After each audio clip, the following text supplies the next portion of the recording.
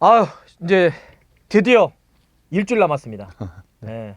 사실 이강인 선수가 이 파리로 이적한다고 할 때, 와, 진짜야? 와, 우리 선수가 파리 가서 뛴다고? 막 이랬는데, 개막 경기가, 이제 프리시즌 쫙 치렀잖아요. 네네. 네, 일본 가서 치르고 이제 한국에 와서 또 경기하고 그랬었는데, 이제 로리안과 일주일 뒤에 네. 드디어 공식 리그 개막 경기를 치게 됩니다. 13일 새벽인가요? 네, 그래서 13일 새벽. 너무 지금 기다려지는데, 음. 다 좋은데 한 가지는 좀 안 좋습니다. 뭐 시간이 새벽이라는데 아주 거의 지금 보니까 4시, 3시, 예, 뭐 4시인가? 그 정도 되나 봐요. 봐야죠. 예, 봐야죠.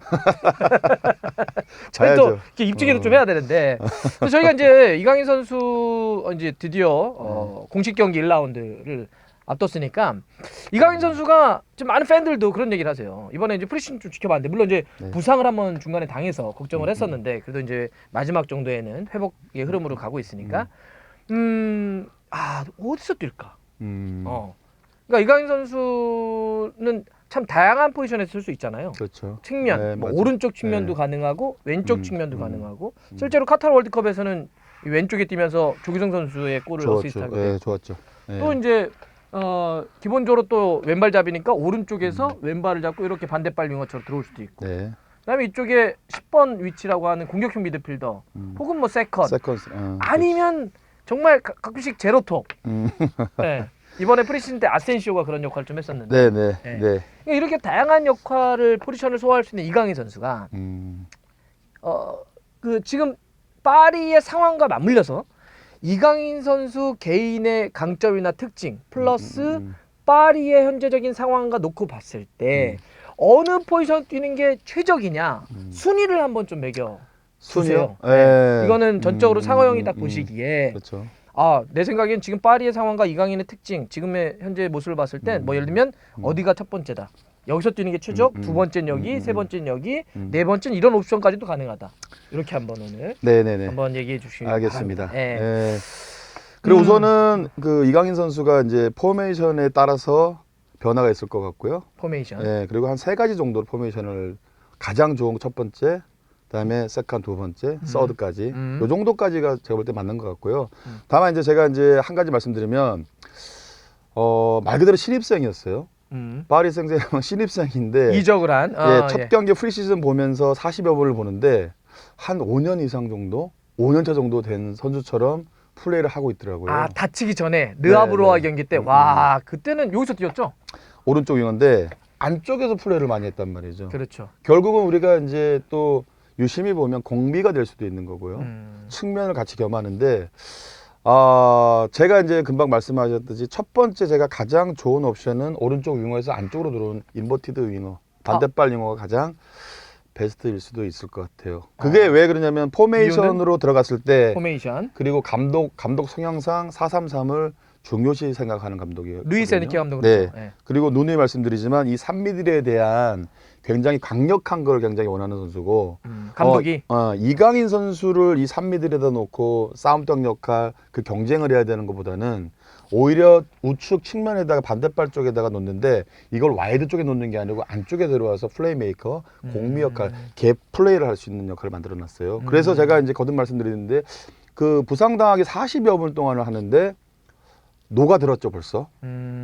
그리고 이제 우리가 쉽게 말해서 아센시오가 가짜 9번 역할을 했지만 네. 우리가 지금 은바페가 어떻게 될지 모르고 네이마르가 예를 들어서 들어온다는 전제하에도 있고요. 폼이 더 올라와야죠. 네, 그리고 지금 9번을 뭐 저는 조금 아쉽긴 하지만 어떻게 될지는 모르겠어요.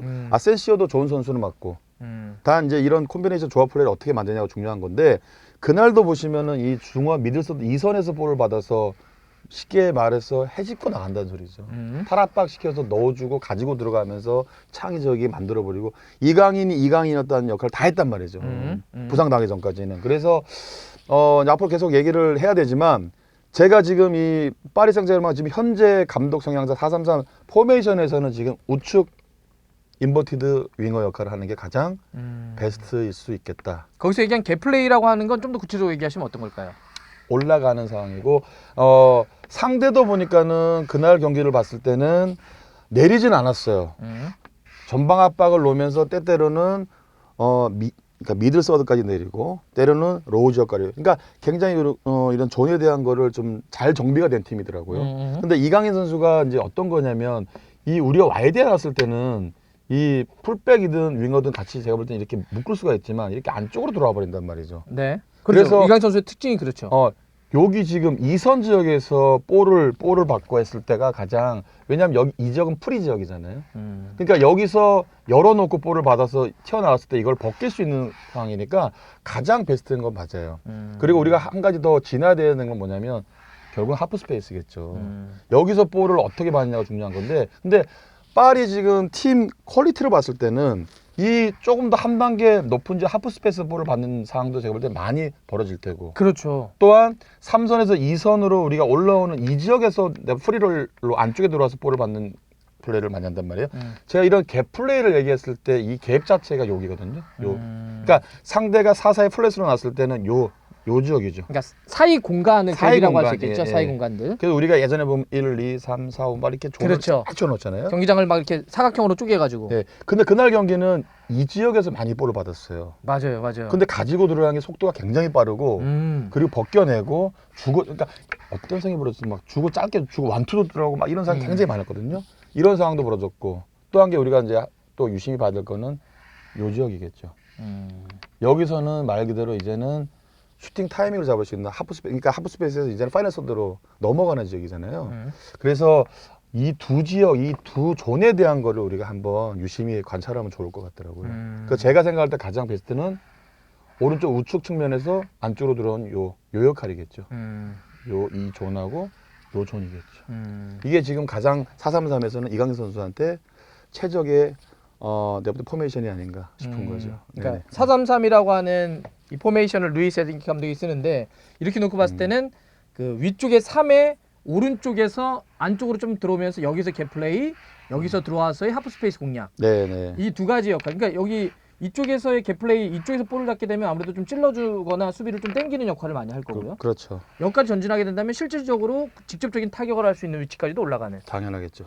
이 두 가지를 또 실제로 이 전술에서는 이게 또 중요하고. 당연히 중요하죠. 왜냐하면 네. 이거는 금방 얘기하셨던 거는 네. 이쪽 뒤에 있는 오른쪽 풀백이 하키미이기 때문에 그러지 않을까요? 또? 그걸 얘기하고 싶은 거예요. 네. 이강인 선수가 금방 말씀하셨듯이 이 와이드로 벌릴 필요가 없는 게 뭐냐면, 이 정말 이 풀백의 세계적인 월드 스타 플레이어가 있단 말이죠. 그렇죠. 이 선수가 이 와이드는 제가 또 책임을 지는 거기 때문에 현존하는 풀백 중에는 가장 공격 성향이 강한 빠르고 선수죠. 기술 뭐 다 실제로 있잖아요. 하키미가 이렇게까지 올라가니까 이 포백이 이런 식으로 좁혀가지고 마치 3백처럼 보이기도 하고. 변형 백스리 같이 또 예. 그렇게 보는 거죠. 맞아요. 예, 그래서 이강인 선수를 좀 더 돋보이게 할 수 있는 게 하키미 역할. 이게 어떻게 보면 선수 간의 조합이겠죠. 조합. 그러니까 항상 우리가 이제 이 축구 전술적으로 얘기할 때는 오프 더 볼, 볼이 없을 때 움직임, 또한 온더볼, 볼이 왔을 때 움직임. 근데 이강인 선수가 가장 잘하는 건 뭐냐면 온더볼이잖아요. 그랬을 때 이 볼이 없는 제2자, 3자 위치 하키미, 아센시오, 네이마르가 될 수도 있고요. 굉장히 사실 9번은 또 여기 영입을 지금 하려고 하고 있으니까. 네, 그렇죠. 근데 이제 아시엔시오 같이 가짜 9번 역할이 왜 좋은 상황이 벌어지냐면, 전형적인 9번 역할을 해서 묶어둘 필요가 있지만 10번 역할을 하고 요 사이에 어떻게 포켓존으로 이렇게 나온단 말이죠. 네. 그럼 이강인 선수가 2선 특히나 안쪽에서 플레이메이커식으로 공미 역할 요 위치에서 한다면 어떻게 조합 플레이 이렇게 만들어내는 것도 굉장히 수월할 수 있겠죠. 이런 식으로 완투 나오고 이런 식으로. 우리는 사실 가짜 9번의 아센시오가 좀 답답한 느낌도 있었거든요. 프리시즌 때. 네, 네. 하지만 좀 더 이게 손발이 맞는다고 한다면 네. 여기서 가짜 9번의 역할을 했을 때 이강인 선수에게 나쁘진 않다. 네네. 나쁘진 않죠.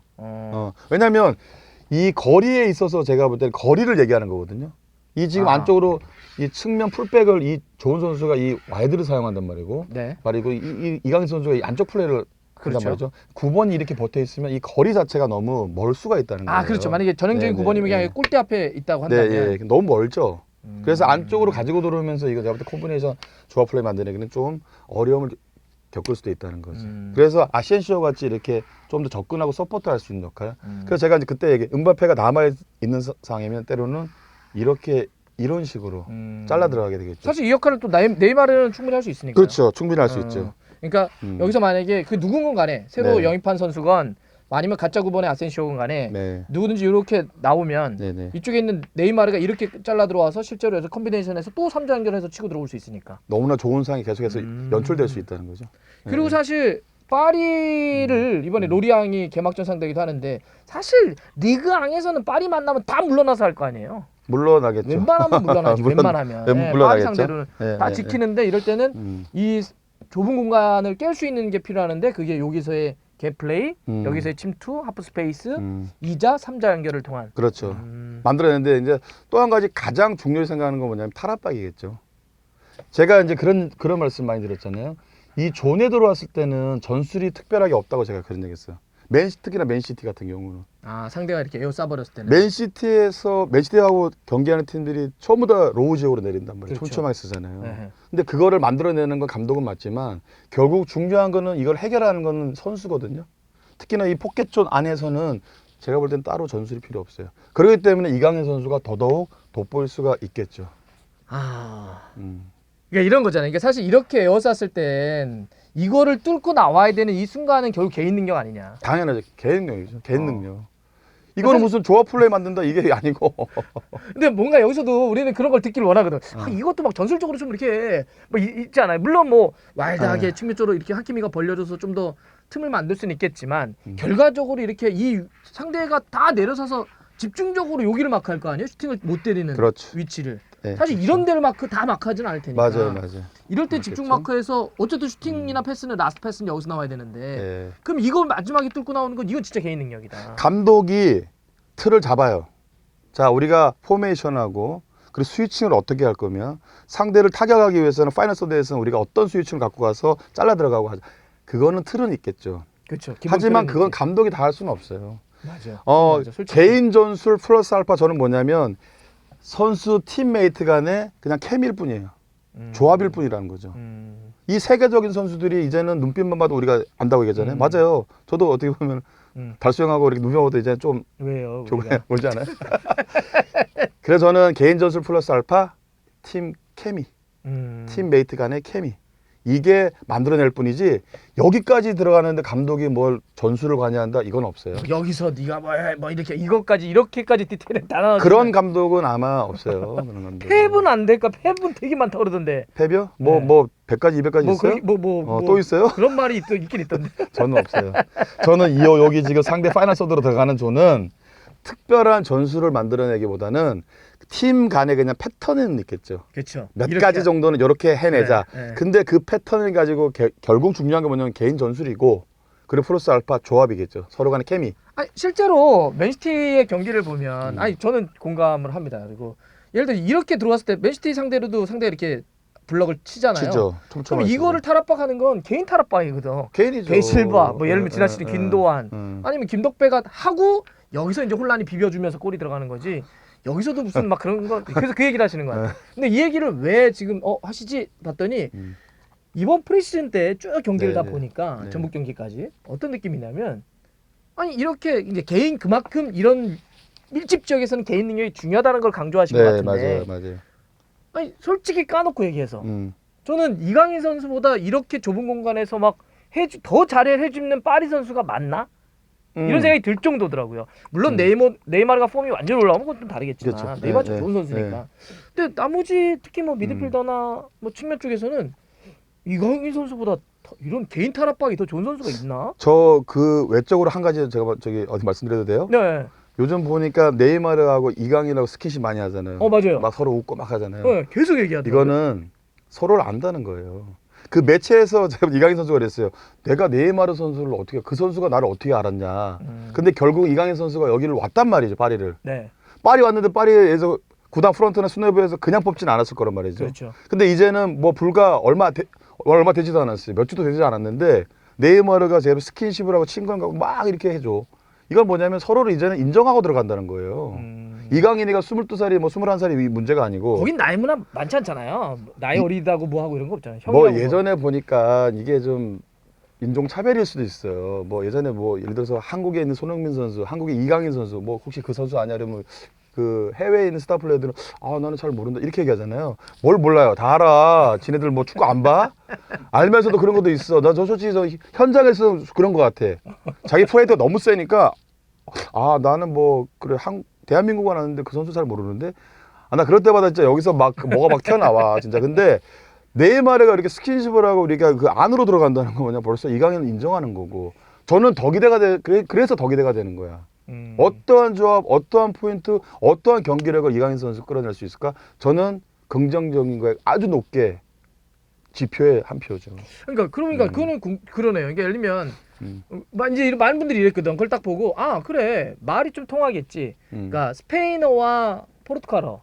그러니까 포르투기스하고 에스파뇰은 약간 사투리 느낌으로 그렇죠. 통한다고 하니까 통하죠. 네, 통하죠. 둘이 말이 통하니까 얘기를 하나보다 했는데 생각해보니까 그러면 솔레르는 파비앙 루이스는 같은 스페인어를 하는데 그들하고 더 많은 얘기하는 것보다는 네이마르도 이강인하고 얘기 많이 하고 그러더라고요. 그렇죠. 아 그래서 그게 단순히 말이 아니라 또 실제로 같은 또 공격 라인에 뛰어야 되기도 하고 그렇죠. 딱 보니까 야 쟤는 내 과란데 그리고 쟤는 약간 내 과란데 뭐를 아냐면 야 저 이강인이가 야 이거 잘 넣어주는데 그러니까 나한테 도움 받을래야. 그러니까 얘는 벌써 네이마르는 사회생활을 잘 하는 거잖아요. 만렙이지 만렙.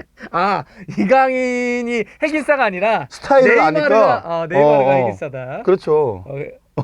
우리 강인이가 그런 게 아니라 네이마르 이강인 선수가 와가지고 말이죠. 그렇죠. 나랑 좀 친해져라. 당연하지. 벌써 알아보는 거예요. 솔직히 네. 우리가 이제 그런 건 있는 것 같아요. 이제 그래서 끼리끼리 논다고 얘기하잖아요. 끼리끼리. 그래서 솔직히 그건 어쩔 수 없어요. 우리가 팀 축구도 그렇고 이 단체 생활을 할 때 이 팀원들을 보면 30명, 50명이 다 마음 맞을 것 같죠. 안 그래요? 아 그건 뭐 맞습니다. 항상 3명, 4명씩 이렇게 올라다니고 친한 팀메이트가 있고 이건 어쩔 수 없어요. 네. 그래서 감독 생활을 하다 보면은 그거를 끄집어낼 필요는 없어요. 굳이. 그대로 끌고 갈 수밖에 난 없어요. 이건 진짜 동의한다. 아니 우리도 만약에 뭐 회사가 있어요. 아니면 어떤 뭐 학교가 있거나 근데 굳이 뭐 선생님이나 누가 야 30명 다 친해야지. 그런다고 관계가 다 안 친해지나. 그냥 그건 안 돼. 원래 그냥 편하대로 있으면 되지. 거기서 크게 갈등만 없으면 되지. 그리고 축구적인 거 외로 이제 그리고 이강인 선수의 보니까 성향 같아. 성격. 맞아. 그것도 난 큰 것 같아. 빨리 안으로 들어가 버리고 네. 그 외국 문화 오랫동안 어허. 습성이겠죠. 습관 같이 이렇게 그 안에 들어가 버리니까 오히려 뭐 네이마르보다는 이강인 선수도 함께 또 같이 서로 스킨십으로 서로 주고받는 거죠. 자 그러면 제가 한번 더 가볼게요. 네. 일단 지금 봤을 땐 루이스 엔리케 감독의 전술과 이강인 선수의 특징을 봤을 때 지금 이제 얘기해 주신 거는 오른쪽에서 안으로 접고 들어오는 게 제일 네. 좋다고 했는데 네. 이거는 루이스 엔리케 감독의 전술이나 하킴이라고 하는 존재 때문에 그렇죠. 사실 이 위치는 그렇게 보면 전술적으로 그냥 이 축구에 있어서 되게 중요하다고 볼 수 있겠네요, 그냥. 아 중요하죠. 그래서 제가 왜 이 얘기를 했냐면 그래서 그런지 이쪽에 있는 선수를 데려오려고 하거나 데려오거나 이러고 있잖아요. 그래서 이제 그런 과정에서 덴벨레 얘기도 덴벨레. 있던 거고. 네, 그러니까 네, 네. 확실히 이쪽은 루이스 엔리케 감독이 하키미를 올리고 여기서 숫자를 강화시켜서 이거를 상대를 좀 깨려고 하는 움직임. 그러니까 그냥 이강인이 아니더라도 지금 루이스 감독의 전술에서 놓고 보면 상당히 중요한 위치네요, 오른쪽이. 그러니까 어떤 거를 보여주는 그러니까 당연히 좋은 선수가 있기 때문에 최고 선수잖아요. 측면 와이드로. 그러니까 엔리케 감독이 이 중원 지역에 굉장히 공을 들이고 이거를 굉장히 중시 생각하는 감독이다. 이거를 여기서 알 수 있는 거죠. 이강인 선수를 굳이 안쪽에 놓고 어떻게 보면은 포미들이 되는 거잖아요. 이 상황에서는. 아예 안쪽으로 넣으면. 네, 그러니까 이게 어떻게든 간에 변형이 많이 줄 수 있거든요. 이런 식으로 투가 될 수도 있는 거고. 그래서 이강인 선수를 이쪽에 중요하는 게 제가 볼 때는 팀적으로도 그러고 제가 보는 관점에서 가장 베스트. 4-3-3에서는. 그러니까 다 살려버리는 거죠. 측면 살려버리고 이선에서 빌드업 유연하게 해버리고 찬스를 만들어내고 넣어주고 풀어내고. 아마 감독으로서는 뭐 진짜 굉장히 행복한 고민 자, 아니겠어요? 그러면 네. 저희 이 촬영 시점에서는 아직 덴벨레의 영입이 확정되지 않았습니다. 네. 될 수도 있고 안 될 수도 있는데 그거에 따라서 약간의 뭐 여러분들이 좀 이해해 주시거나 아니면 편집을 또 저희가 할 수도 있는데 덴벨레가 영입이 됐다고 칠게요. 네, 네. 예, 지금 그러면 덴벨레가 영입됐을 때도 그러면 덴벨레도 사실은 이 위치를 좋아하거든요. 그렇죠. 이쪽도 맞죠. 뛸 수 있지만 네. 양발잡이인데 특히나 기본적으로는 여기 뛰는데 그랬을 때 이강인 선수는 어떻습니까? 저는 그래서 또 한 가지는 뭐냐면 이거는 제가 볼 때 똑같겠죠. 어떤 상황이 벌어지냐면 이강인 선수를 제가 이제 국대에서도 그런 얘기 한번 했어요. 이강인 선수를 더욱더 돋보이게 그리고 수비적인 거에 부담을 안 주게 하기 위해서는 투 홀딩을 제가 볼 때 만들어 버리는 거죠. 그러니까 이거는 똑같은 것 같아요. 4-3-3에서 이 지금 공미가 투 형성을 할 수 있고 그리고 이강인 선수가 이제는 또 안쪽으로 들어오고 만약에 덴벨레가 오른쪽에 왔다면 네이마르가 또 만약에 폼이 좀 더 올라와가지고 그러면은 아센시오든 9번 선수의 제가 볼 땐 영입이든 이강인 선수가 조금 더 오히려 프리롤러 하면서 2선 빌드업에 관여를 시킬 수 있겠죠. 아, 그러니까 지금 얘기하시는 거는 여기서 이 자리를 놓고 이강인이냐 덴벨레냐 경합이 아니라 네. 실제로 충분히 공존이 가능하다. 네, 충분히 그러니까 이런 것 같아요. MDK 감독이 그날도 한번 유심히 잘 보세요. 저도 이제 그걸 봤는데 저는 모르겠습니다만 뭐 큰 차이는 없어요. 일반 팬들하고 큰 차이는 없지만 저는 그런 걸 좀 보거든요. 심리적인 거. 부상을 딱 당해서 이제 이강인 선수가 햄스트링을 손을 딱 대는데 엔리케 감독 행동을 한번 딱 보세요. 되게 아쉽다. 돌아서면서 굉장히 화가 이렇게 나 있다는 거예요. 그건 이강인 선수에 대한 걸 화를 낸 것보다는 자기가 지금 추구하는 축구에 대한 거를 지금 완성을 시키려고 하는 과정에 이 핵심 선수가 이런 부상을 입었다. 특히나 이제 우리가 알지만 이 손을 햄스트링에 대고 있으면 이거는 최소한 거의 한 달이잖아요. 그렇죠. 많게는 2달이고 3달까지 갈 수 있고. 그러니까 그런 대목만 봐도 엔리케 감독이 이강인 선수에 대한 공을 들이고 그리고 이 스쿼드 안에다가 집어넣어야겠다는 거는 확신을 저는 솔직히 그 장면으로 봤을 때 그러니까 저는 그게 보이더라고. 이강인 선수가 손을 대고 뭐 의무가 들어오고 막 이게 아니고 엔리케 감독이 돌아서면서 화를 내는 장면이 아 감독이 이강인 선수를 그만큼 원하는구나. 또 자기 축구를 위해서. 그렇죠. 이번에 새롭게 또 팀을 맡았기 때문에 자기 축구를 프리시즌 동안 빨리 끌어올려야 되는데 자기 축구하고 결이 맞는 이강인 선수가 저렇게 다치니까 네. 그거에 대한 어떤 거였다. 그리고 또 한 가지는 이제 뭐 이런 거겠죠. 제가 이제 그 전에도 이제 이런 말씀 많이 들었는데 경쟁은 제가 볼 때 불가피해요. 그렇죠. 이 정도 좋은 팀에서. 선발이냐 뭐 서브에서 출발하냐 이게 중요한 게 아니고 단 지금은 뭐냐면 회복에 그리고 경기 감각을 얼마만큼 빨리 끌어올릴 수 있냐가 제가 볼 때 관건인 것 같아요. 저는 경기력이나 팀 안으로 들어와서 녹아들고 전술적으로 포메이션적으로 뭐 이런 거를 솔직히 걱정하진 않아요. 그냥 제가 이강인 선수 좋아하니까는 그게 문제가 아니고 이 기술을 가지고 영리하고 이 안으로 들어왔을 때는 그런 걸 가지고 우리가 제가 볼 때 걱정할 필요는 없다는 거예요. 그렇게 놓고 봤을 때는 여하튼 이강인 선수가 회복이 한 2주 만에 어쨌든 돼가지고 팀 훈련을 시작하고 그랬던 건 되게 반가운 소식이네요. 아 정말 다행인 거죠. 처음에는 막 그렇게 거죠. 되면은 야 진짜 이거 최소 한 달. 한 달 막 이럴 수도 있는데 네. 물론 지금 핏은 더 끌어올리긴 해야 되겠지만 네, 그렇죠. 2주 만에 막 이렇게 경기장 팀 훈련도 하고 그랬던 거는 되게 다행이었네요. 저는 또 감히 좀 말씀드리면 아마 엔리케 감독이든 코칭 스태프에서 또 의무 파트에서 이제 개막 일주일이 남았잖아요. 그때 아마 이강인 선수 선발로 아마 쓰기는 좀 냉정하게 쉽지는 않을 수도 있어요. 이 햄스트링하는 거 이게 보호해야 되니까 굉장히 예민하죠. 예민하고 미세하게 또 그런 차이가 있거든요. 그래서 뭐 괜찮다고 해도 아무래도 서브 쪽에서 출발할 수 있는 확률이 굉장히 많겠죠. 요새 약간 좀 펠레 기운이 있어가지고 말이죠. 또 이렇게 이제 우리 상화 형이 얘기하면 이제 또 전격 선발해가지고 막 도움 헤트트릭하고 막 이런. 와 이거 그런다면 저 얼마든지 합니다. 그런 사람이 모르겠다. 그러면 이제 첫 번째는 가장 좋은 건 4-3-3에서 오른쪽이라 얘기하셨고 네, 두 번째는 했었고. 세컨에서의 지금 약간 공격형 미드필더. 그렇죠. 그랬을 때는 약간 밸런스를 잡아주기 위해서 투홀딩을 놓는 이런 자연스럽게 시스템이 만드는 가능하다. 거죠. 예, 일단 예, 우가르테 하나를 놓고 또 네, 하는 식으로 네. 밸런스 잡아줄 수 있겠죠. 네. 그러면 이렇게 했었을 때 이강인 선수의 가장 중요한 뭐 역할이라고 할까요? 그러니까 이런 것 같아요. 상대가 이제 맞불 작전을 나갖고 전방 압박을 놓으면서 계속 이렇게 싸우지는 않는다는 소리죠. 파리를 상대로는. 파리 상대로. 만약에 그렇게 한다면 오히려 더 팀적으로는 차이를 낼 수가 있기 때문에 올라오면 뒷방치기. 네, 가장 좋으니까. 그리고 기술적인 선수들이 요소에 많잖아요. 그럼 만약에 예를 들어서 로리앙이든 누구든 그러니까 리그 안에 있는 팀들이 로지오로 내려선다면 이강인 선수의 이렇게 사이사마나 이쪽 세컨드 스트라이커를 주면 지극히 이쪽이겠죠. 이런 식으로. 반대 V자를 제가 볼 때 반대 V자를 그리겠죠. 반대 V자. 이런 식으로. 왜 반대 V자죠? 왜냐면 여기서 지금 투홀딩이 이강인 선수를 그러니까 이강인 선수가 어떤 걸 잘하냐는 거 우리는 다 알고 있잖아요. 네. 볼이 왔을 때 언더볼 때 볼을 그죠 넣어줄 수 있고 벗겨낼 수 있단 볼을 말이죠. 갖고 있을 때 드리블 치거나 찔러줄 수 있다는 네, 거죠. 그래서 어떤 거냐면 여기서 이렇게 묶여버리면 이거는 어떻게 보면 도와주는 골이 돼버리는 거거든요. 그렇죠. 상대에게 묶이면. 요렇게 내려왔을 때 상대가 볼이 들어오면 당연히 제가 튕겨서 나올 수가 없단 말이죠. 요 갭이 비는 거고 또 요 사이가 비겠죠. 그래서 얼마든지 순간적으로 요렇게 나올 수도 있는 거고 요런 공간에 대한 걸 아마 이강인 선수가 많이 팀적으로 만들어내려면 여기서 버티면 안 되고 요런 식으로 갭 사이 2선 빌드업에 관여를 해주는 게 그래서 우리가 프리롤로 얘기를 하는 게 그런 거거든요. 그러니까 결국은 이 언더볼은 맞지만 특히나 이 옆에 2자 3자들은 오프트볼이잖아요. 요 차이를 내주는 거죠. 이 선수 하나로. 또 옆에 예를 들어서 음바페, 그러니까 모르겠습니다만 네이마르가 폼이 올라왔다. 이거 진짜 몇 명을 묶어 버리게 되는 거죠. 이강인, 네이마르만 해도 몇 명을 묶어 버리게 되는 거예요. 그러니까, 그런 거죠. V자로 이런 상태에서는 V자로 움직여야 된다. 근데 그 V자로 지금 보니까 예를 들어서 이강인 선수가 이렇게 V자로 움직여야 된다고 얘기하시는데 그 이유는 만약에 V자로 움직였는데 안 따라 나와. 그럼 프리한 상태에서 이강인 선수는 뭐 마음대로 다 할 수 있지. 최고인 거지. 그건 최고 안 따라 나온다면. 안 따라 나오면 이강인 선수 최고로 굳이 묶여 있지 말고 V자로 움직이게 되면 이쪽으로 가. 안 따라 나와. 그럼 프리한 상태에서 뭐든지 할 수 있죠, 이강인 선수. 만약 따라 나와. 따라 나오면 여기서 비어 있는데 굳이 서 있을 필요가 없으니까 그때 올라가. 그렇죠. 여기서 기회 나온다. 재밌다. 맞아요. 그리고 이쪽도 이래서 V자로 움직여라. 뭐 덴벨레가 오든 누가 오든 간에 직선적인 것도 있지만 안쪽으로 들어오고 이쪽으로 튕겨 나가겠죠. 그러면 수적으로도 제가 볼 때 위가 되고 높은 위치에서 아마 많은 찬스를 만들어낼 수 있다는 거예요. 그러니까 두 가지 핵심 요소가 있는 것 같아요. 이강인 선수가 나왔을 때 안 따라 나온다?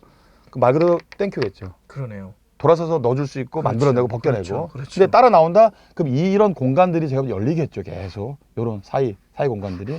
그러면 또한 이렇게 조합 플레이를 만들어낼 수 있다는 거예요. 이번 시즌 이강인 선수의 플레이를 이해할 때 이거를 보긴 해야 내용적으로 봐야 되겠네요. 그러니까 우리는 당연히 공격 포인트 생산에 대해서 얘기를 하겠죠. 그리고 당연히 뭐 골이나 도움을 더 많이 기록하면 좋은데 그거 못지않게 이강인 선수가 실제로 이런 이타적인 플레이를 통해서 얼마나 상대를 끌어당겨서 동료들에게 기회를 주는지 이거는 전술적인 움직임으로 분석하는 거 재밌겠네요, 진짜. 그러니까요. 그러면 물론 이 지금 9번에 대한 새로운 어떤 영입의 흐름이 그러니까 어떤 선수가 영입되더라도 옛날 클래식하게 이 축구에서는 이렇게 박혀 있으면 안 되겠네요, 누구든지. 아니죠. 그러니까 저는 그런 것 같아요. 이 파리 지금 현재 있는 스쿼드를 좀 잘 보면 좋을 것 같아요. 네이마르, 아센시오, 이강인, 뭐 글쎄요, 이쪽 안쪽에 있는 뭐 윙어가 측면을 사용할지 안쪽으로 들어올지 그거는 잘 모르겠어요. 특히나 오른쪽은 제가 하킴이라는 골출한 선수가 있으니까. 그리고 우리가 이렇게 보면 상대가 로우지어 분명히 내렸는데 이 수비형 쪽에서 여기 뒤에만 있지는 않겠죠. 여기를 좀 보호하면서 앞쪽으로 제가 볼 때 전진 배치를 하겠죠. 이랬을 때 수적으로도 굉장히 많거든요. 그래서 저희가 이제 어떤 거냐면 이 존에 대한 거를 저 파리 경기를 보면서 이강인 선수의 위치에 따른 또한 다른 선수들에 대한 이 존에 대한 걸 우리가 유심히 살펴보면 재미를 더할 수도 있다는 거예요. 그냥 말 그대로 저도 이제 그 전에 그 얘기를 해서 이강인 선수가 이 존 선수들하고 포인트, 공격, 뭐 어시스트, 골 많이 기록할 수 있겠다가 보다는 더 우리가 축구에 대한 재미를 더 배가시키려면 이강인 선수의 온더볼 때 움직임, 또 우리한 동료들의 오프볼 볼이 없을 때의 움직임들 어느 정도 채워갈 수 있는 건지 요거를 좀 유심 있게 보면 더 재미가 있을 것 같아요. 이렇게 얘기한다고 여러분들 이 공격 포인트를 많이 기록하지 못할 거라 이게 아닙니다. 공격 포인트 많이 기록을 할 거고 할 거라 응원을 하는데 그거 플러스 이것도 보자는 거죠. 그렇죠. 플러스 이강인 선수가 얼마나 동료들에게 공간을 만들어주는 플레이를 하는지 그리고 금방 얘기했던 게 그러기 위해서라는 이 전방에 있는 선수는 그게 누구든 간에 실제로 내려와서 이 공간을 얼마나 또 활용을 잘하는 공격수가 필요한 거네요. 그래서 오히려 이제 9번, 그러니까 클래식한 9번보다는 그러네. 아센시오 같이 그런 뭐 그게 무한이건 누군 간에. 네, 누군 간에 그런 선수들이 오히려 이런 지금 스쿼드 안에서는 더 조합 플레이나 좋은 찬스를 만들어낼 수 있을 거예요. 그래서 루이스 에니케 감독이 우리는 사실 그랬거든요. 좀 답답하다. 아센시오 왜 프리시즌 때 지난번 카타르 월드컵 때도 아센시오만 가짜톱 스페인 대표팀 써서 안 됐는데 왜 계속 쓰나 했더니 어쨌든 루이스 에니케 감독은 자기의 축구를 지금 뭔가 밑그림을 그리고 싶은 거잖아. 그렇죠. 맞죠. 이런 이유 이걸 왜 이제 설명해 주세요. 지난번 설명해 주셨으면 저희가 프리시즌 볼 때 훨씬 더 재밌었을 텐데. 앞으로 계속 할게요. 그래서 이런 식으로 계속 프리시즌 때 이런 식의 움직임을 이건 그때 프리시즌 때 당시에는 좀 답답할지 몰라도 그쵸. 이런 게 결국 완성도가 올라가면 이제 루이스 에니케 감독이 축구를 좀 보여주고 근데 이제 그 특히나 상위 이 퀄리티 있는 팀들은 이 프리시즌하고 이제 매치에 들어가면은 현저하게 차이가 나요. 맞아. 몸 상태가 달라지고 이러면 말 그대로 프리시즌은 조금 더 그러니까 속된 말로 좀 설렁설렁해요, 애들이. 몸도 이렇게 안 다치려고. 또 제가 볼 때 땀도 흘려서 체중도 빼야 되고 뭐 이런 것도 있고. 네이마르는 왜 이렇게 살이 쪘어요? 그 브라질 특유의 적인가 봐. 음식에 대한 거를 보니까 조절을 못 많이 참나 봐. 못 하는 것 같아. 그래서 그렇게 좀 몸이 좀 좋아지면 훨씬 더 좋아지겠죠. 득점력에 대해서는 조금 아쉬움도 전체적으로는 있었는데 이번에 그러기 위해서 이강인 선수가 조금 더 직접적인 어떤 이 골이나 포인트를 생산해내야 되는 역할도 해야 된다고 좀 보십니까? 아니면 그거는 전체적인 팀 전술 안에서 좀 고르게 분산돼야 된다고 생각하십니까? 저는 그런 것 같아요.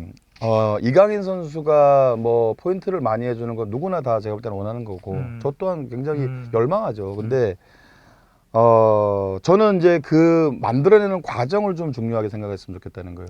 이 팀 자체가 파리 생제르맹은 이 정말 세계적인 클럽이 그 안에 또 좋은 선수로 다 섞여 있잖아요. 근데 우리가 너무 거기에만 또 치중을 하면 안 될 수도 있다는 거죠. 그런 뭐 포인트, 당연히 선수는 그런 포인트를 만들어내려고 경기장 안으로 투입되는 건 맞고 단 이제는 초반에는 좀 제 생각인데 좀 이타적인 걸 많이 제가 볼 때 할 것 같아. 팀메이트들한테 특히나 뭐 네이마르도 있고 많잖아요. 그죠? 그러니까 그런 선수들한테 좀 차이를 내주고 만들어주고 이런 것들을 많이 하지 않을까. 그러면서 조금 더 이제는 이강인 선수가 맞죠. 예. 이제 시즌이 지나가면서 조금 높은 위치로 올라가면서 뭔가 차이를 낼 수도 있고. 모르겠습니다. 일단은 정말로 이제 시즌 때 뚜껑을 좀 이렇게 열어봐야 아는데 그리고 이런 아웃 오브 플레이 때 좀 어떻게 정확하게 관여를 많이 할 수 있냐. 저는 요거를 좀 유심히 봤으면 좋겠어요. 골에 대한 것도 중요하지만 어시스트에 대한 것도 굉장히 제가 볼 때 중요한 거잖아요. 또 실제로 그 롤을 맡아야죠. 네, 맡아야지. 그래서 경기에 만약에 투입됐을 시에는 이강인 선수가 또 그런 키커에 대한 그런 롤이 어떤 롤이 보여줄지 그것도 우리 한 번쯤은 또 유심 있게 한번 봐야 될 것 같아요. 코너킥이나 프리킥 같은 상황. 그렇죠. 그런 것들. 뭐 이런 상대 지금 3분의 1 지역에서 이런 제가 볼 때 프리킥이 나고 그러면 거의 뭐 요즘 저기 파리는 저기 뭐 네이마르 때로는 은바페도 지금 관여를 한 번씩 하고.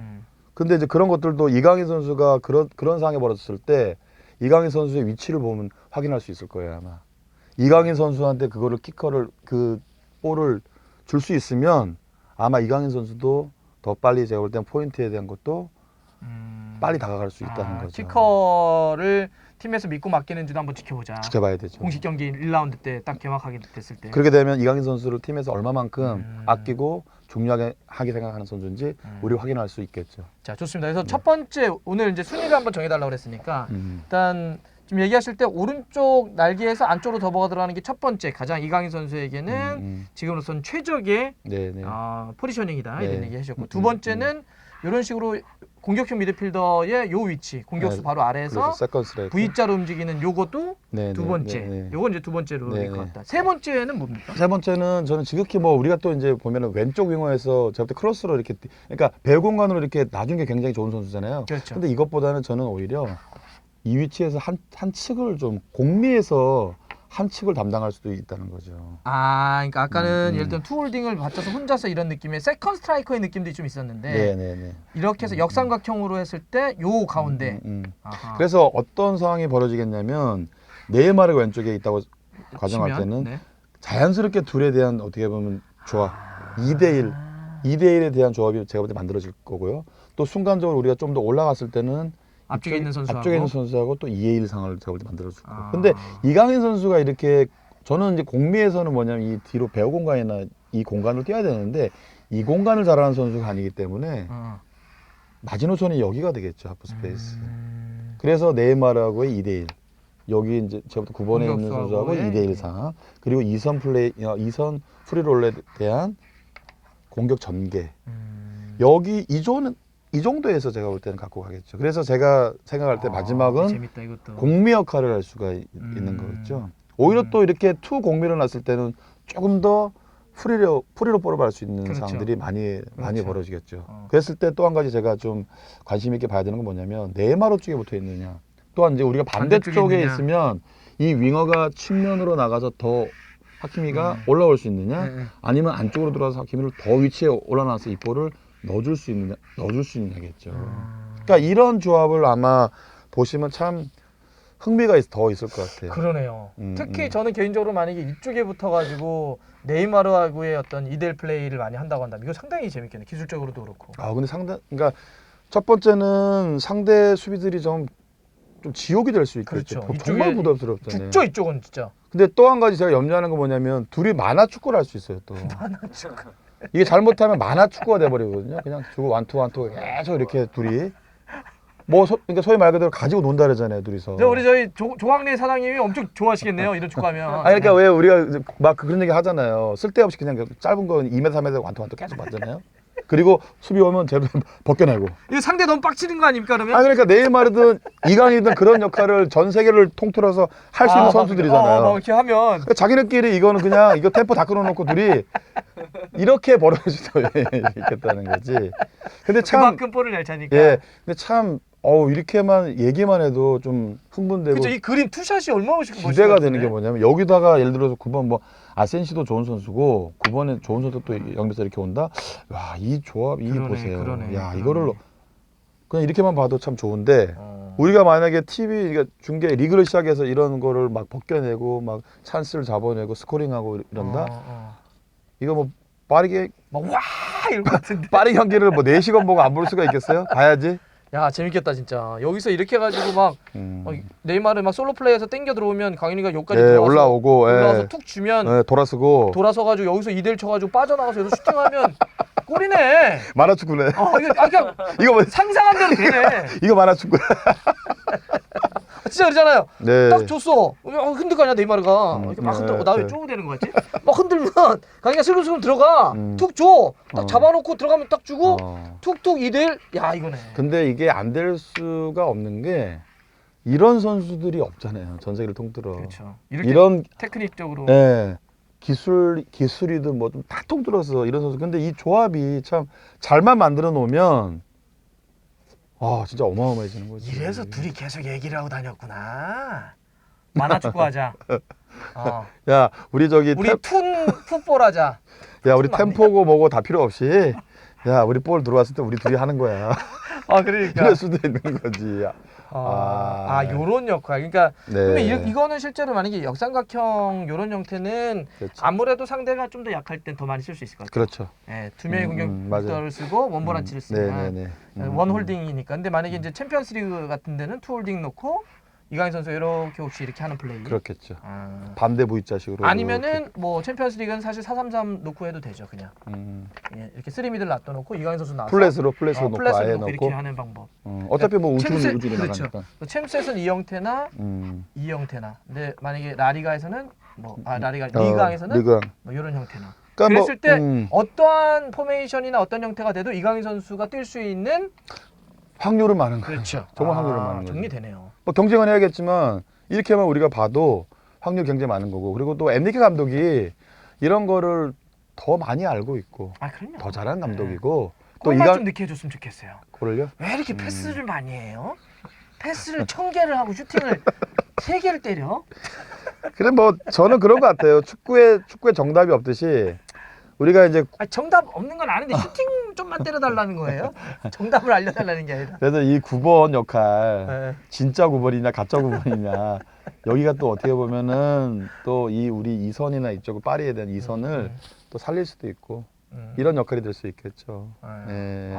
오늘 정리 또 됐습니다. 역시 사실 많은 분들이 지금 파리 개막에 대해서 특히 이제 이강인 선수가 어떻게 뛸지에 대해서 궁금함이 있는데 이강인 선수의 최적 포지션에 대해서 또 1, 2, 3 정리해 주시고 그에 따른 전술적인 포메이션까지 정리해 주시니까 머리에 딱 정리가 됐어요. 됐어요? 네. 그래서 이제 개막 경기 딱 보는데 아까 얘기를 하셔가지고 어떻게 되는지 펠레가 되는지 안 되는지 저희가 한번 지켜보겠습니다. 네. 고맙습니다. 고맙습니다. 네. 네, 감사합니다.